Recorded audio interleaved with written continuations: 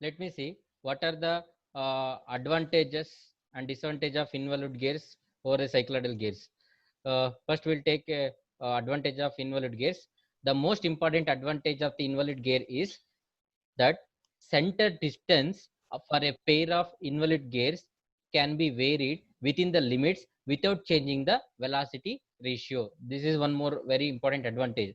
So center distance means distance between the two gear from the or distance between the two shaft. So that can be varied within a limits. So therefore, if you change the center distance also, the velocity ratio nothing but velocity of the driver to the driven v1 by v2. So that will be not change, it remains constant. So that is a one greater advantage. But in case of cycloidal gear, it is not true. So it is, if you change the center distance, the velocity ratio remains not constant, it is going to be changes. So therefore, exact center distance to be maintained. That is the one disadvantage in case of cycloidal teeth. And next advantage of involute teeth is, in involute gears, the pressure angle from the start of engagement of teeth to the end of engagement is remain constant.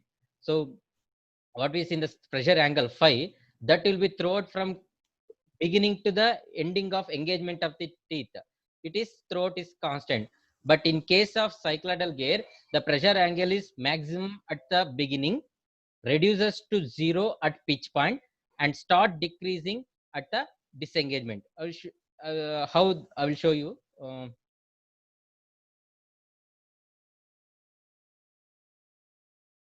You can see this figure. So this is the cycloidal teeth. Now you can observe here.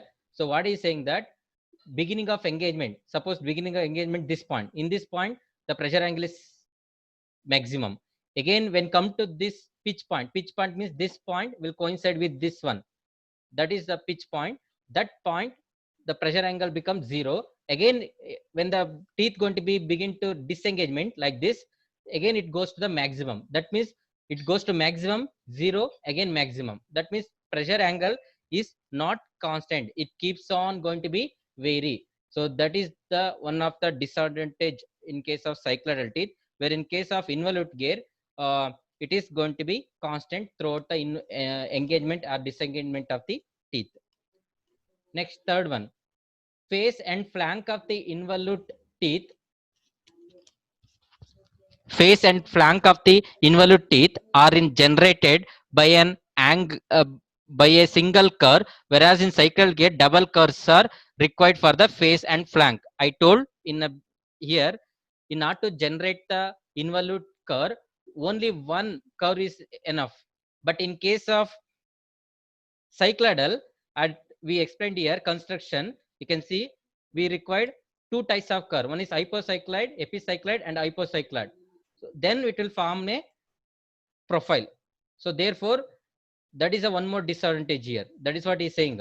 The face and flank of the involute teeth are generated by a single curve, whereas in cycloidal gear, double curves, that is epicycloid and hypocycloid, are required form the face and flank respectively. Thus, involute teeth are easy to manufacture. Therefore, because of one curve, it is easy to manufacture. But in compared to the what you called cycloidal teeth. In involute system, the basic rack has straight teeth, and the same can be cut in a simple tool. Suppose if it is a rack and pinion, where rack will be there, no, the if you in that if you cut the involute profile, then it will be straighter manner will be there. There is no curvature. Only for the rack. In rest of the cases, it will be curve will be there. Next. Next will be um, advantages. Advantage of the cycloidal teeth. What is the advantage of cycloidal teeth over the involute teeth? Now before we discussed what is the advantage of involute teeth, but now we're discussing advantage of cycloidal teeth. Since the cycloidal teeth have wider flanks, therefore the cycloidal gears are stronger than the involute gear. So here that is a one more advantages. You can observe the more wider will be there. Cycloidal teeth are more wider at the flanks. I will show you again one more time.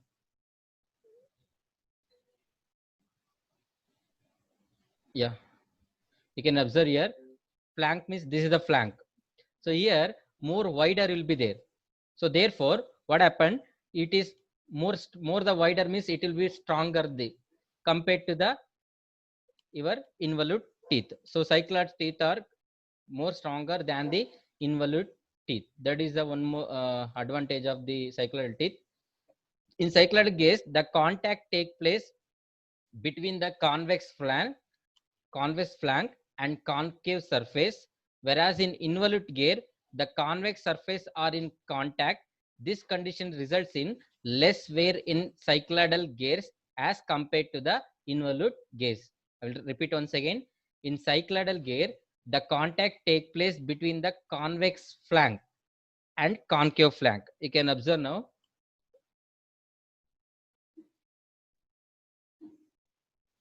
See now. So here, this is the flank, this is the face and the flank. Now you can see here convex will be there, here concave will be there. So therefore what happened, here lesser wear and tear take place, but in case of involute only convex will be there. You can see only it is convex, but here convex as well as concave will be there. Therefore wear will be reduces here, whereas in case of there wear will be more in involute gear. That is a one more advantages. In cycloidal gear, the interference does not occur at all. Interference. This is one more very important. So that is what we discussed in the next one topic will be there. Interference. When interference means when two gears are going to mesh, the teeth should not be, when teeth are going to be overlap or when teeth going to be cut, that is known as a interference. In case of cycloidal gear, there is no interference problem, but in case of involute there is a problem of interference. Those there are advantages cycloidal gear, but they are uh, over outweighted by the greater outweighted outweighted um, by the greater simplicity and flexibility of the involute gaze. So even the cycloidal interference does not occur, though those they are advantage of cycloidal gaze, but they are overweighted by the greater simplicity. So here compared to the involute gear, here more we are not going to use cycloidal gear much, because one more thing is the weight is the matter, and one more very complexity is manufacturing of the teeth are difficult compared to the involute. That's why you're not going to much use this.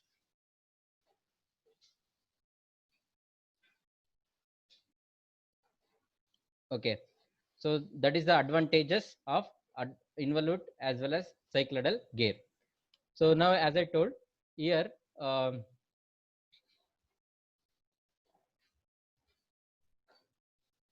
we are going to use much involute only because of greater advantage than the cycloidal teeth.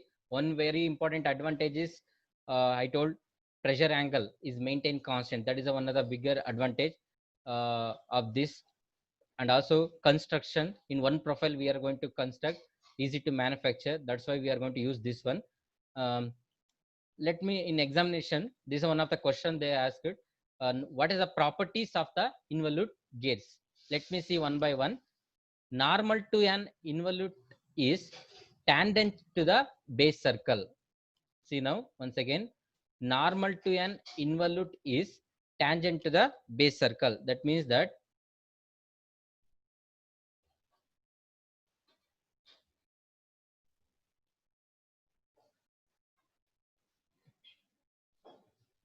normal to the involute. Normal to the involute means this is the involute gear and this is normal. That is tangent. Tangent means point P is the pitch point. We are going to draw here one tangent line. So what is the normal to here? That will be to the tangent to the pitch point will be there. That is the one properties. When involutes are in mesh, then the pressure angle remain constant. That I told already. We are discussing the advantages. Always it is a maintained pressure constant, pressure angle constant. Involute. Uh, Involute is the only the tooth form which is insensitive to the center distance. This also again we discussed in the advantages. even though you change the center distance, velocity ratio, it will be remains constant. So that is the one thing. And next property is the shape of the involute profile depends only on the dimension of the base circle. That means as the base circle more, the shape also going to be changes. Base. So therefore, it is only depends upon the base circle, not any other circle, addendum or dedendum or pitch circle. No, only it is depends upon the base circle. Next, basic rack of involute teeth profile always in a straight line form. That is all I told already. When using a rack and pinion mechanism, rack when you cut the spur gear with the help of involute profile, then the profile will be not concave or convex. It will be straight manner only. That is the one properties. Next, when two involutes are in mesh, then they have transmit constant angular velocity ratio. This is a one more very big advantage, or we can say property, unique property of this. When two involutes are mesh, it will produce constant velocity ratio. That is what very essential when you power transmission system. Then there is a loss of power going to be reduces. That's why this is one of the bigger advantage in case of involute gear.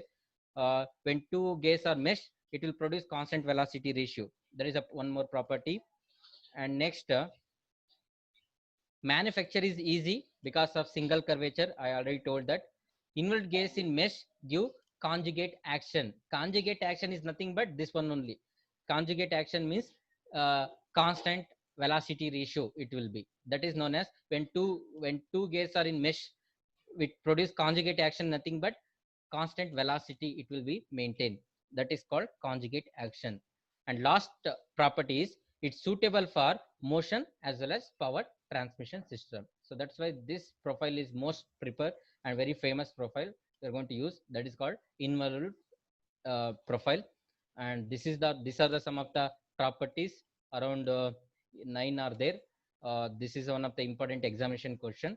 As it is points wise, you have to write it. Understood? Understood?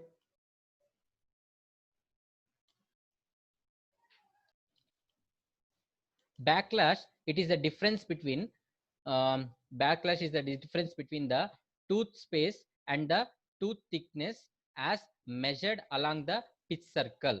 Theoretically, backlash should be zero, but in actual practice, some backlash must be allowed to prevent jamming of the tooth due to tooth error and thermal expansion. You can see what is backlash means. You can observe in the figure. That is a gap or difference between the tooth space and the tooth thickness. So tooth space means ear to ear, it is called tooth space. Tooth space, and ear to ear it is called tooth thickness, which is measured along the pitch circle. When two gear are in mesh, there is maintained some gap always. That gap or space is called backlash. Theoretically, you should not be there, but practically it should be there. Why it should be provided? Gap should be there always, or clearance should be there, because to avoid jamming. If you're not provided this backlash or clearance, when your two gears are mesh rotate each other, the teeth are going to be jam. Then it will not going to be rotate, or when it going to be rotate forcibly, the teeth going to be damaged. So therefore, that is a purpose they are give. And one more purpose is thermal expansion. Thermal expansion means, you know that when the member or any structural member which is exposed to the temperature, even exposed to the temperature also, it is going to be expand.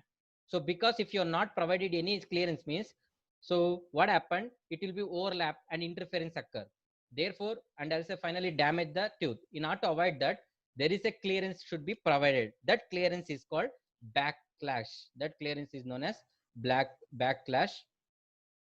And the purpose of backlash already told is to allow smooth operation and reduce the friction by preventing mating the gaze from jamming the tooth.